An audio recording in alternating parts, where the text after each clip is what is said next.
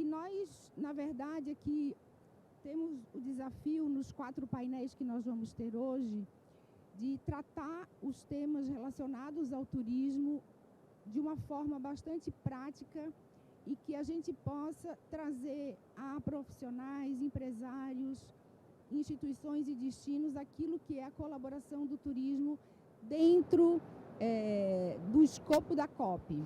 Lucas, então super bem-vindo. Obrigada ao CEBEDES, a Marina, que é a presidente, que é nossa amiga, é minha colega de conselhão. E eu queria que você começasse aqui brevemente, Lucas, além de te agradecer muito pela presença, contar um pouco para a gente só o que é o CEBEDES, que o pessoal do turismo acho que não conhece o CEBEDES. Alguém conhece o CEBEDES aqui? O pessoal não, né? Nós do turismo não somos familiares ao CEBEDES. Acho que é uma oportunidade, inclusive, verdade, né, Janine, para convidar empresas do turismo a fazerem parte do CEBEDES. O CEBEDES, pessoal, é o Conselho Empresarial Brasileiro para o Desenvolvimento Sustentável. A gente é, obviamente, um conselho empresarial que representa a voz das empresas dentro do debate da sustentabilidade e clima. Tá? Já desde 97 o CEBEDES faz esse trabalho e a nossa principal função aqui, né, é fazer esse discurso climático poder virar uma realidade a partir do poder e da capacidade de execução das empresas brasileiras. A gente tem aqui, como empresas associadas, algumas das maiores empresas brasileiras que aqui certamente todo mundo conhece, a Natura, a Unilever, a Petrobras, o Itaú, enfim.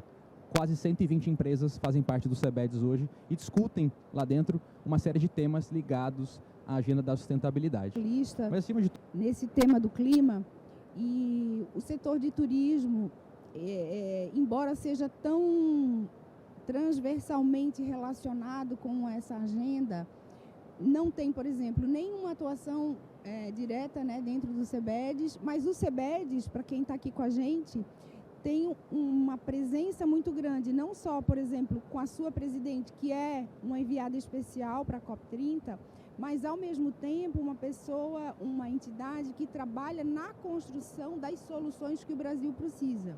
E aí, nós aqui do turismo, quando a gente pensa de COP, a gente está pensando um pouco com uma cabeça de quem hospeda, de quem alimenta, né, de quem faz receptivo, de quem prepara pacote. Mas hoje a ideia aqui é um papo bem diferente. Então, eu queria que você trouxesse para quem está aqui com a gente uma explicação para leigos do que é exatamente a COP. Qual é o objetivo da COP, né? O que é essa conferência do clima que acontece já a sua 30ª edição, né? Depois a gente vai falar um pouco por que ela está no Brasil, mas um pouco assim, só para a gente entender o que é a COP do ponto de vista da sua essência.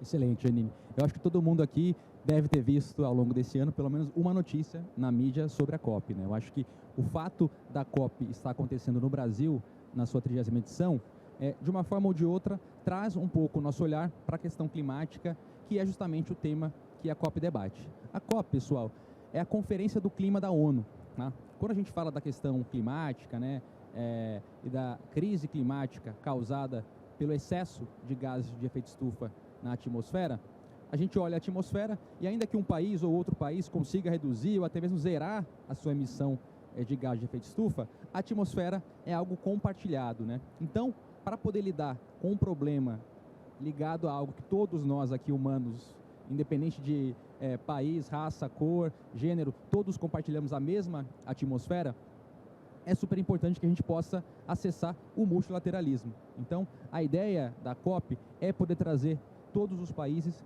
para poder discutir quais são os caminhos e as formas para poder combater a crise climática de forma unida.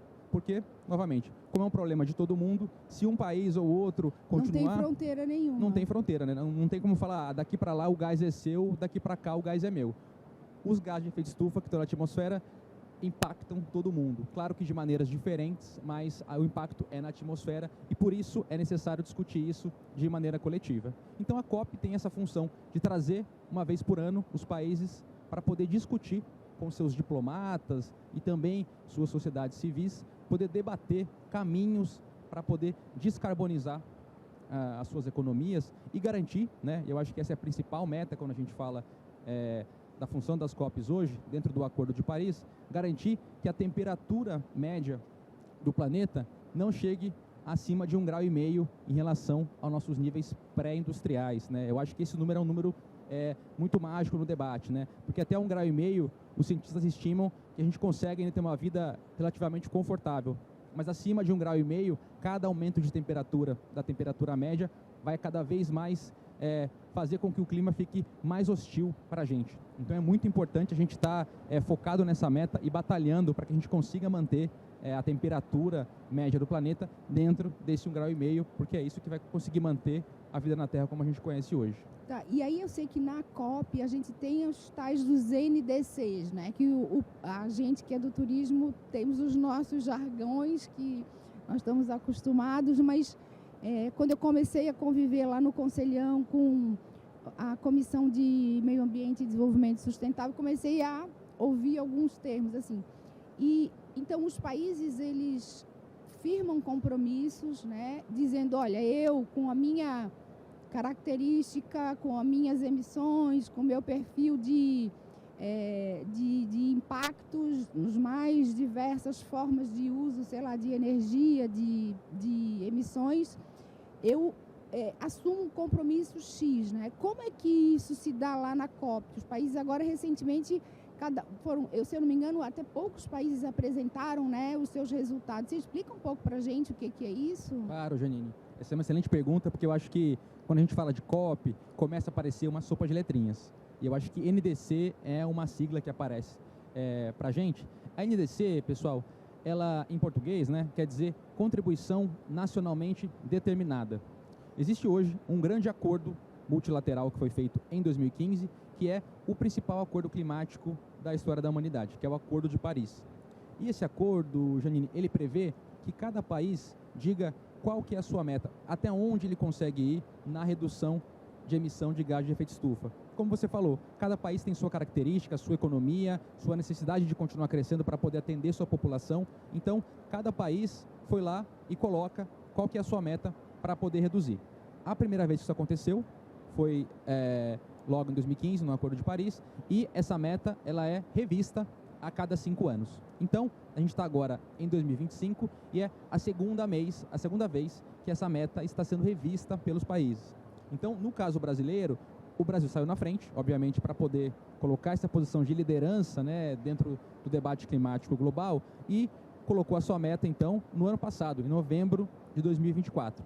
O Brasil, então, ele quer reduzir em 53% a sua emissão de gás de efeito estufa, comparando, então, com 2005, né, isso até 2030, e ele quer ser um país carbono neutro, né, ou seja, ele quer que a sua emissão líquida seja zero até 2050. Então, uma meta bastante ambiciosa, tá? Grande parte dos países que estão colocando essas metas, Janine, eles têm hoje uma meta ali para 2040, 2050 ou 2060 atingir o que a gente chama de net zero, tá? Isso. Você diria assim, comparando com outros países, a gente sabe que o Brasil, por exemplo, tem um percentual de uso de energias renováveis que é bem mais alto do que de outros países. Mas se a gente olhar de uma maneira geral, a gente pode dizer que o Brasil está fazendo o seu dever de casa? Eu acho que sim, Janine. Por que eu digo isso, tá? Quando a gente compara o perfil de emissões do Brasil com o dos demais países, o nosso perfil de emissões ele é bem peculiar. Por quê? A maior parte das nossas emissões, quando a gente olha para a emissão de gases de efeito estufa, ela vem do que a gente chama de mudança no uso do solo, tá? Na prática, isso é desmatamento, tá? Então, que é um dos grandes problemas da gente, né? Exatamente. Mas a gente está falando aqui do desmatamento ilegal. Então, a grande questão aqui, desmatamento ilegal, gente, é crime. É comando e controle para poder garantir que isso não aconteça, tá? E a gente verifica, olhando para os números, uma redução do desmatamento ilegal do Brasil ao longo dos anos. Tivemos recentemente um aumento, mas novamente voltou a cair, tá? Então, em relação a esse perfil de emissões, o Brasil, se ele conseguir combater essa questão, ele já sai na frente para reduzir grande parte das suas emissões. Se a gente comparar com outros países, a grande parte das emissões está justamente na geração de energia. E aqui a nossa, como você falou, é majoritariamente limpa e renovável por meio de hidrelétrica, por meio de usina solar e também usinas eólicas. Então a gente tem um perfil de energia que os países do mundo invejam. Temos países colocando metas para chegar muito aquém do que a gente já tem hoje no Brasil. Então assim, a gente tem que se orgulhar dessa nossa matriz energética, que é majoritariamente limpa.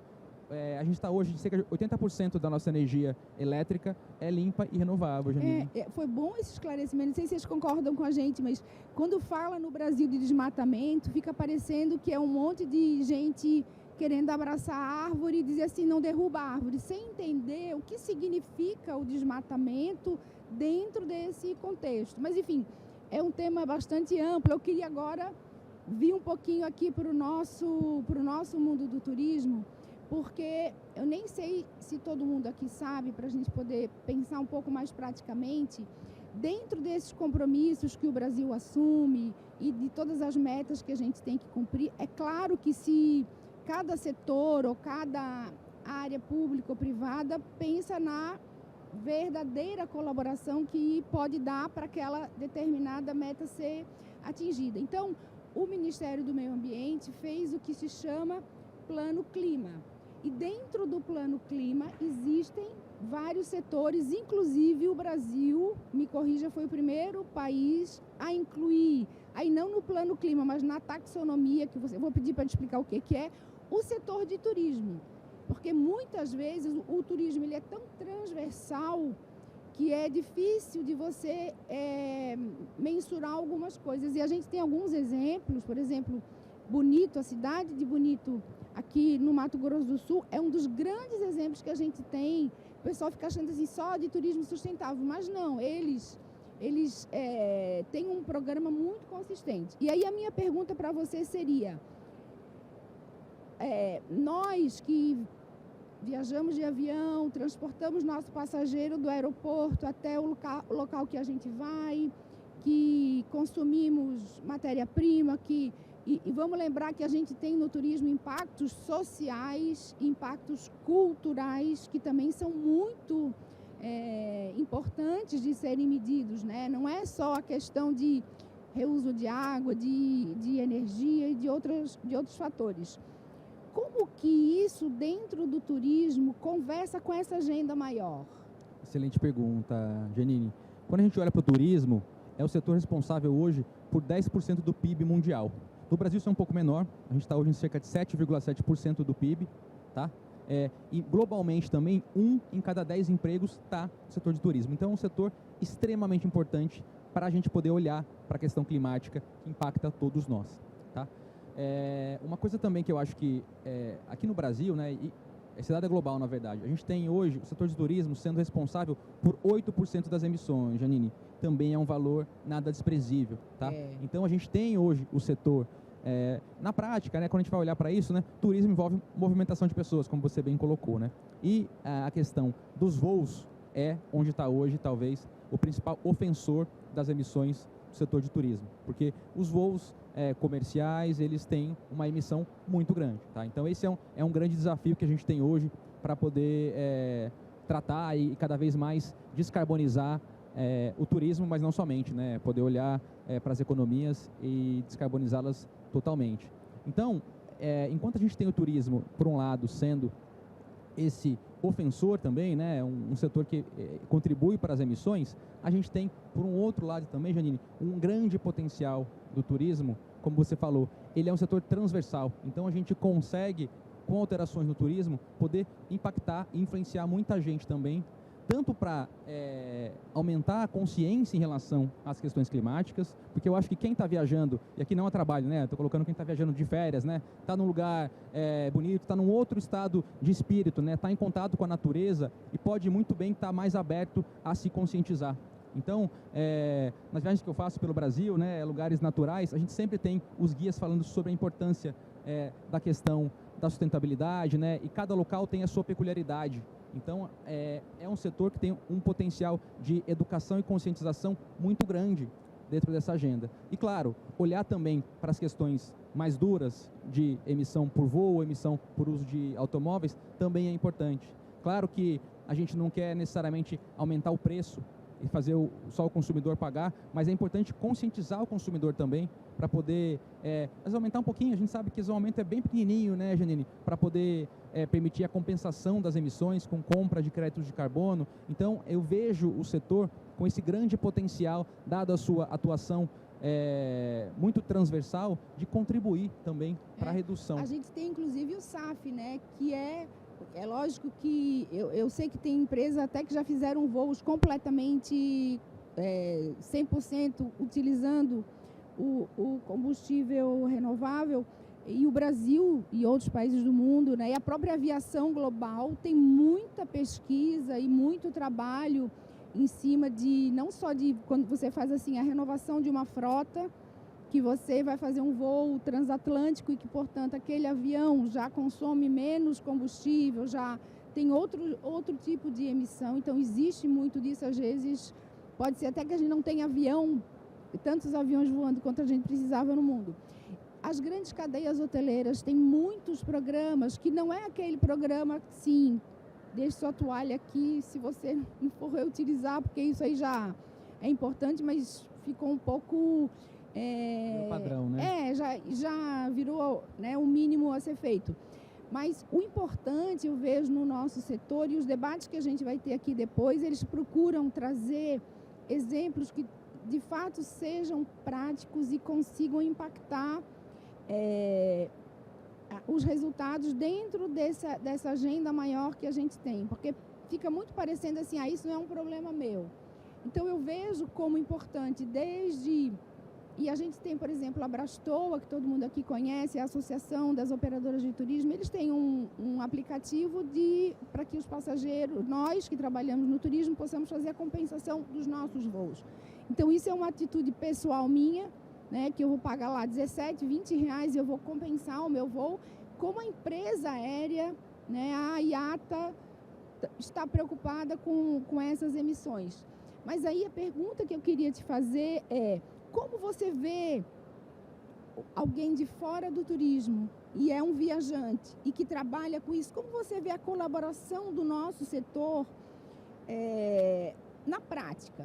Como que eu posso, como uma empresa pequena, média, grande, como as empresas que vocês têm no CEBED, né, fazem, como que o turismo poderia ser mais ativo? Eu, sinceramente, acho que nós estamos muito aquém.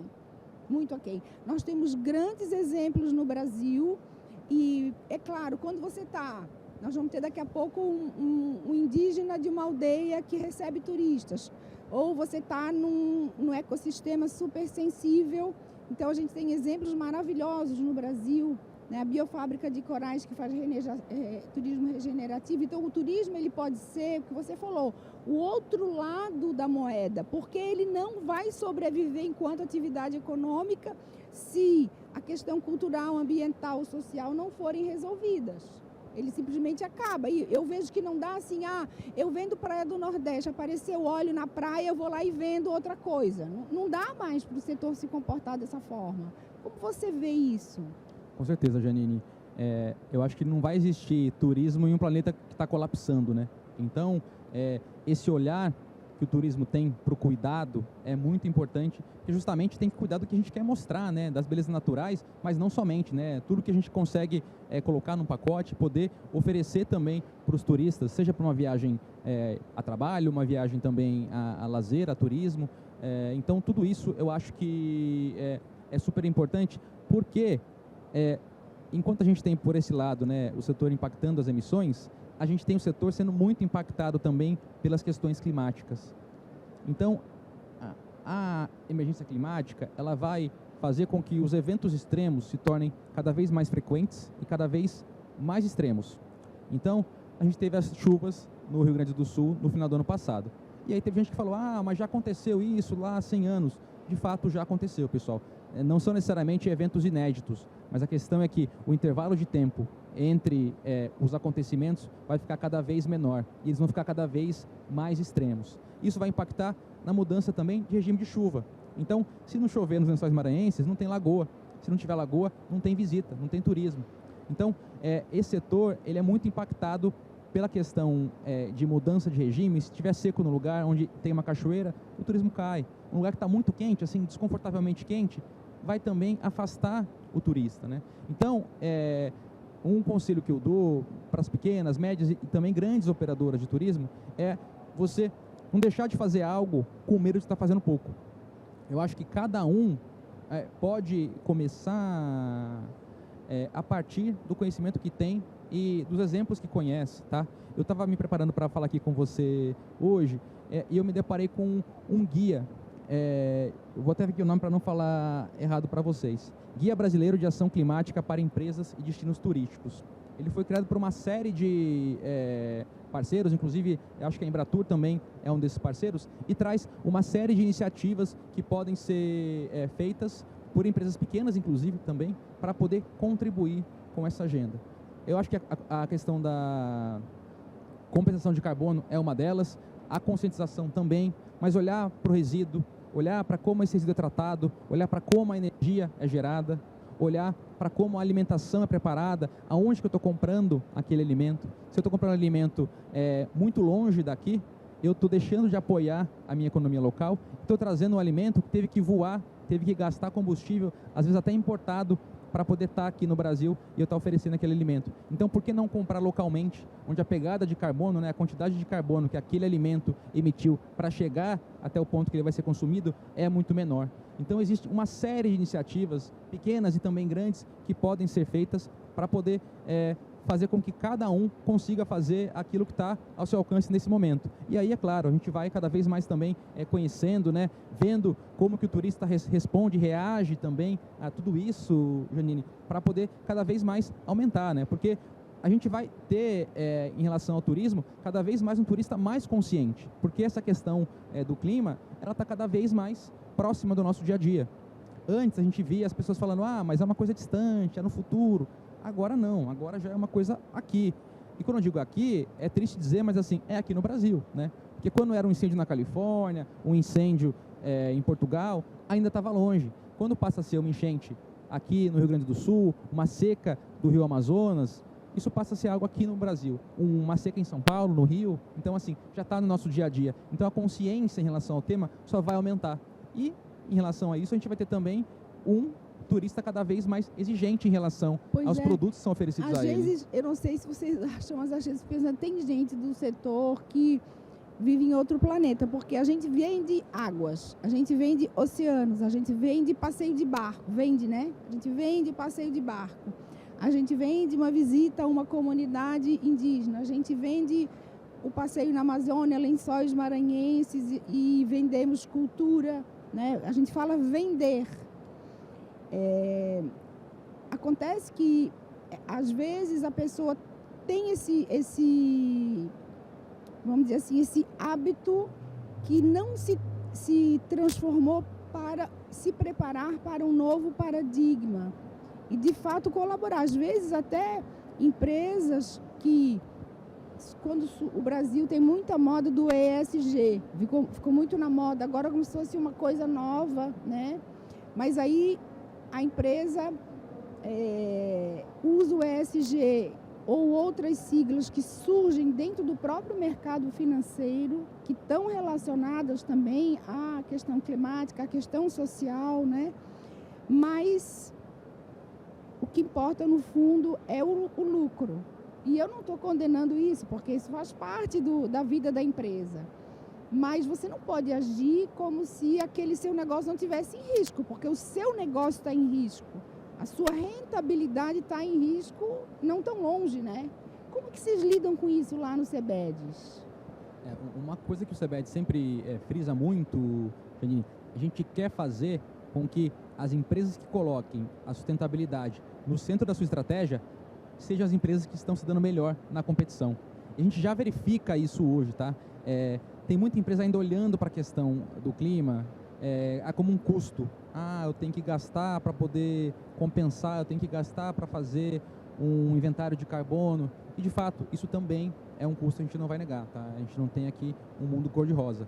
Mas a gente também observa que as empresas que passam a olhar para essa questão por um prisma de oportunidade, E aqui eu não quero fazer um discurso vazio, tá, pessoal? A gente vê hoje já exemplos concretos de empresas que passam a olhar e falam, peraí, se eu fizer assim, se eu fizer assado, como que eu posso fazer essa questão que antes eu podia olhar como um problema, passar a ser uma oportunidade? Então, eu vou dar um exemplo aqui, que todo mundo conhece, da Natura. A Natura passou a olhar para os ativos da floresta pelo seu valor do ponto de vista do cosmético, tá? Isso também pode ser olhado do ponto de vista dos remédios, né? A gente tem um monte de oportunidades. Mas, o que acontece? A Natura passou a olhar, passou a colocar aqueles produtos da floresta, né, dentro dos seus produtos. Claro que foi muito difícil, né? Você desenvolver toda uma cadeia de valor na floresta, né? Conseguir chegar lá e fazer aquele insumo chegar até a fábrica, não é um desafio trivial. Mas foi feito. E agora, quanto mais a Natura vende, né, mais ela consegue gerar renda para quem mora na floresta, as comunidades tradicionais, as populações ribeirinhas. Então, passou a ser um ciclo virtuoso, a olhar para a questão da sustentabilidade e colocar isso no centro da sua estratégia e como um gerador de oportunidade.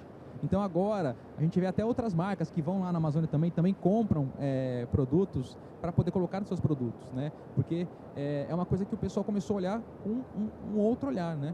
E eu acho também, Janine, a gente já falou um pouco da COP, né, sobre esse prisma da importância dela para a discussão multilateral, mas o fato da COP ser no Brasil, você não tenha dúvida, quando passa uma reportagem em algum lugar do mundo sobre a COP no Brasil, eles vão falar também, né, da floresta, vão falar também o que mais tem no Brasil, né? Então, assim, os olhos do mundo estão voltados para o Brasil.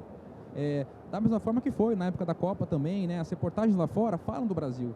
Então, eu acho que é um momento também, quando o mundo olha para a gente também poder oferecer, né, e mostrar o que o Brasil tem de melhor, né?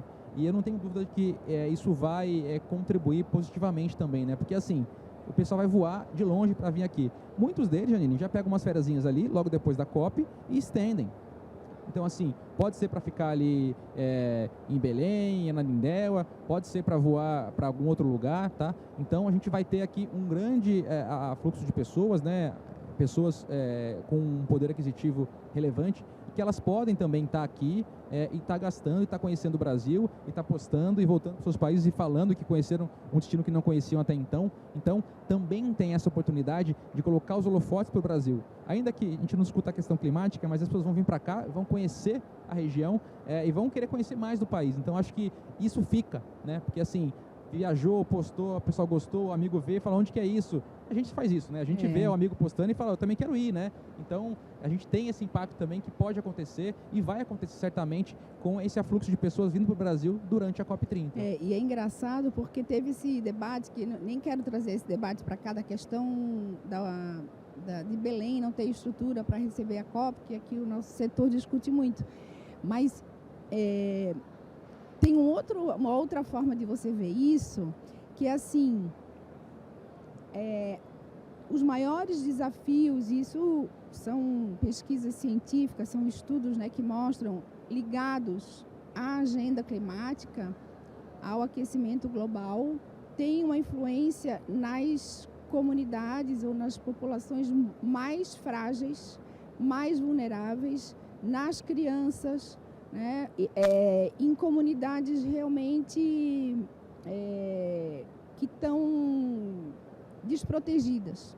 E quando a gente traz um evento desse para um lugar com o perfil de Belém, né? E aí eu acho que eu entendo por que o governo, o presidente Lula, principalmente, quis trazer para Belém, por conta de que isso vai expor exatamente essa faceta. Para quem organiza um evento, né, para nós que recebemos, é difícil a gente entender isso. Porém, se trata exatamente de expor esse lado da questão, que afeta a todo mundo, é claro.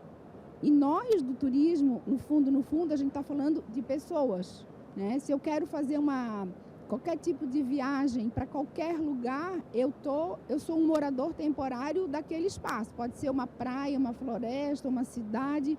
Eu vou estar ali, eu vou comer, eu vou dormir, eu vou visitar, eu vou comprar. E eu vou usar toda a estrutura, né, de água, de energia, de ar-condicionado, de toalha, de comida, de história, de cultura que aquele lugar tem, né? Então, esse lado é um lado que a gente não está muito acostumado a lidar no setor de turismo, mas é um lado que expõe essa vulnerabilidade. E junto com essa exposição global, chama também mais atenção nesse sentido, né? Com certeza, Janine. A escolha de Belém para sediar a COP foi uma escolha com muitas facetas, né? Uma delas, claro, é política, isso que você colocou é super importante, e outra também é para poder trazer as pessoas para sentir o que é a Amazônia. A Amazônia é super importante na regulação climática do planeta, e qualquer debate hoje que aconteça fora do Brasil e no Brasil sobre a questão vai tratar da Amazônia. E tem muito gringo que fala da Amazônia, mas nunca esteve na Amazônia, nunca viu quais são os desafios da Amazônia. Como que é o desafio do clima, do calor, da umidade, das distâncias que a gente tem que passar, de uma época de chuva que eventualmente inviabiliza um transporte. Então, até na hora que eles vão investir aqui e querem trazer dinheiro, eles falam, eu quero investir em tantos milhões de hectares na floresta. Mas é factível? Às vezes o que a gente precisa é de ter vários tickets de 50 mil reais para poder apoiar produtores na região, tá? E o gringo fala, não, eu quero um grande projeto. Mas assim, eles poderem vir para cá e experienciar os desafios, né, e as oportunidades também da floresta, eu acho que contribui muito também para esse debate. Tanto do ponto de vista que você falou, né, da agenda doméstica, mas também para colocar isso aqui durante as negociações, né, que o que a gente quer é que a COP traga bons frutos do ponto de vista da negociação multilateral também, né? E a gente tem um poder na nossa mão, né? Porque o papel que o Brasil tem hoje na agenda global, eu acho que, e tem aquele livro do João Moreira Salles, que fala da Amazônia, esqueci agora o nome do livro, ele fala assim, o Brasil foi chamado a uma tarefa que ele nunca teve na sua história, que é exatamente essa liderança e esse protagonismo na agenda climática, porque o que acontece aqui importa ao mundo. Tem um cara que se chama Simon Anholt, que é um grande especialista em marca países e que fala muito de branding e tal. Ele fala o seguinte, você quer saber o que as pessoas no mundo falam sobre o seu país? Pense assim, se hoje o seu país sumisse do mapa do mundo, o que isso ia importar para quem mora em outro continente? Quer dizer, hoje, se a gente sumisse do mapa, o mundo estaria mais em sérios problemas por conta exatamente do papel que a gente tem, né, nessa agenda climática, né? Então, traz isso para o nosso dia a dia de uma forma mais concreta, né? Exato. Sem dúvida, Janine. O Brasil, inclusive, ele tem um protagonismo na agenda climática já há algum tempo, né? Eu acho que, eu gosto de falar, né? A Convenção da ONU, que organiza todas essas convenções climáticas, ela foi criada durante a Rio 92. Isso. Então, a gente pode falar que foi a COP 0, né? Foi aqui no Brasil também, né? Então, a gente teve a Rio 92, teve também a Rio mais 20, né? E o Brasil é sempre um país que se coloca como um protagonista e uma liderança global na questão do clima. Ou seja, não somos potência armamentista, não somos potência política, somos potência ambiental. Sem dúvida nenhuma. Que é uma coisa muito legal, né? Sem dúvida nenhuma. Para trazer aqui alguns dados, né, do porquê que a gente é uma potência ambiental. Legal. A gente falou já da nossa matriz, né, Janine, nossa matriz energética, que é majoritariamente limpa e renovável. O Brasil, ele detém também 20% da biodiversidade global. Então, isso é produto, isso é DNA que a gente pode conhecer, e a gente não conhece a maior parte disso, né? Para poder fazer medicamento, para poder fazer cosmético e para poder fazer muitas outras coisas também, culinária, né? O que a gente tem de riqueza que não é acessível a todos, né? E é legal poder ir para esses lugares para poder apresentar também a culinária regional, né? As coisas que não estão no mercado porque não tem essa cadeia pré-estabelecida, né? Mas que podem sim cair no gosto, né? O açaí é um exemplo, né? O açaí, talvez 20, 30 anos, você não conseguia comprar açaí como a gente compra hoje. E hoje existem cadeias de valor bem estabelecidas para poder colher o açaí, congelar, tirar a polpa, né? E fazer ele chegar até São Paulo, mas fazer ele chegar até a Europa, né? Até a Austrália. Então a gente consegue ver o potencial da criação de cadeias de valor também para poder fazer a renda chegar até essa ponta aqui. Então, tá? o que mais a gente ia fazer falta se a gente saísse do mapa hoje? Nossa, eu sou suspeitíssimo para 20%, falar. mas vai lá, 20% 12% da água doce do mundo também está aqui no Brasil. O Brasil é uma grande democracia, né, Janine? Então, assim, são muitas coisas que contribuem. E a nossa tradição diplomática também, na questão, é muito respeitada, né? E uma coisa que me dá muita tranquilidade é que a gente tem hoje, na presidência da COP, o embaixador André Corrêa do Lago, que é um diplomata de carreira super experiente. Da mais alta qualidade. Da mais alta qualidade, assim, respeitadíssimo no mundo inteiro e que está nessa agenda já há décadas. Então, assim, não tem pessoa melhor para poder ser presidente da COP do que o embaixador André Corrêa do Lago. Então, assim, ele está fazendo uma costura global com atores do Brasil e do mundo, assim, que é uma coisa incrível. E, sem dúvida nenhuma, isso vai trazer bons frutos aqui para que a gente tenha esse resultado da COP, tanto na esfera política global, mas também domesticamente aqui, para posicionar o Brasil, porque a gente está agora podendo mostrar para o mundo que o Brasil pode ser um provedor de soluções. Quando a gente olha para a questão de recuperação de áreas degradadas, quando a gente olha para muitas tecnologias do agronegócio, que o mundo às vezes não sabe o quão sustentável é o agronegócio brasileiro, e fica nessa, claro que a gente tem questões aqui também, né, do desmatamento ilegal, isso é crime e deve ser combatido, mas a gente tem também muita coisa aqui que lá fora não é feito e que aqui às vezes a gente nem valoriza também quando o assunto é a gente ter uma agricultura sustentável também, tá? Eu estava vendo hoje, vindo para cá uma matéria, o Brasil consegue hoje dobrar a sua produção de biocombustível sem cortar nenhuma árvore a mais, sem ter que abrir novas áreas de plantio. E a questão do biocombustível é uma coisa que às vezes recebe muita crítica lá fora. Que a gente fala do biocombustível, que aqui pra gente é uma realidade, o etanol... porque vai usar produtos... Vai competir com a produção de comida. Isso. E no Brasil isso não é uma realidade. A gente tem muita área degradada que pode ser convertida tanto para fazer comida quanto para biocombustível, sem que a gente não há competição. A gente tem como crescer as duas coisas sem que uma impacte a outra. Então a gente quer poder mostrar isso para o mundo também nesse momento, para poder posicionar o Brasil como esse provedor de soluções. A gente acha que a gente tem esse potencial e aí a gente consegue fixar, né? A partir do momento que somos reconhecidos como esse provedor de soluções, aí os negócios são feitos, né? As cadeias de valor são estabelecidas. Pensar muito fora da caixinha, né? É olhar para de uma outra forma. Gente, olha, a gente tem 5 minutos aqui para terminar. Eu já devia até ter perguntado se alguém quer fazer alguma colocação, alguma pergunta para o Lucas. Quem está aqui com a gente? Quer, Silvia? Aqui, ó. Aqui o microfone. A minha pergunta é como é que a gente pode trabalhar para conscientizar o nosso mercado. Eu pergunto isso porque é uma coisa importante, né? Eu também tento trabalhar nesse sentido, mas tanto o público final como a gente de viagens. Eu vejo vocês falando, existe um plano maior para esse mercado de conscientização, de comunicação por parte das entidades brasileiras ou estamos ainda só engatinhando nesse sentido? Eu acho que é uma boa pergunta para a gente falar sobre o plano de adaptação, Silvia. O Brasil criou, como a Janine bem colocou, o Plano Clima, que é a sua estratégia guarda-chuva, né, para lidar com a questão climática, tá?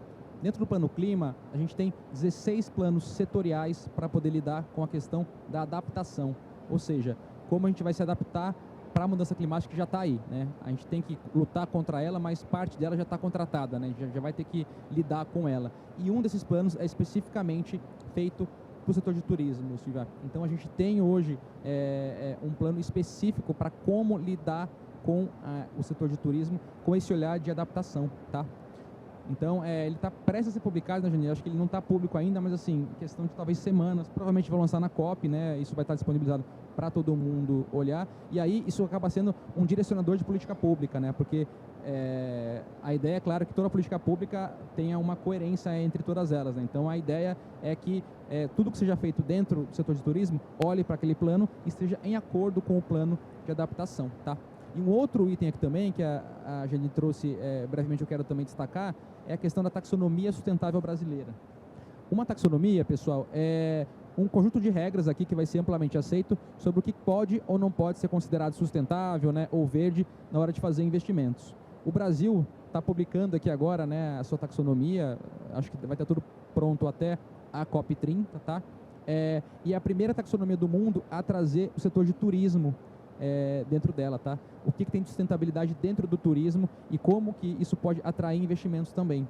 E uma vez na taxonomia, Silvia, a gente passa a ter uma chancela do que é e o que não é sustentável. Isso para o investidor fica muito mais claro. Ele não vai ter medo de investir e ter medo que alguém faça greenwashing, está enganando ele. Não. Tem uma regra clara agora do que é verde, o que é sustentável para poder atrair investimento. Isso a gente acha que também pode ser um promotor de investimento quando a gente olha para o setor de turismo, tá? Então, assim, já há um olhar específico para esse setor quando a gente pensa na política pública também. Acabou a COP, a gente tem uma lição de casa. Agora, Silvia, eu vejo assim, iniciativas isoladas no turismo de entidades e às vezes de áreas do governo, mas não existe uma coisa para responder a nossa pergunta de forma convergente. Acho que isso tem que ser construído, a gente tem que ficar falando até que isso dê certo.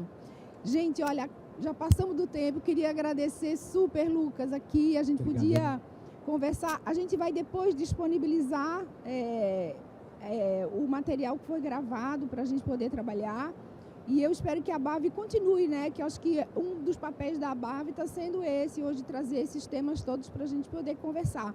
Nós vamos ter um próximo painel agora, eu convido vocês a ficar, e quero super te agradecer, Lucas, Alcebedes, por essa participação. Obrigada.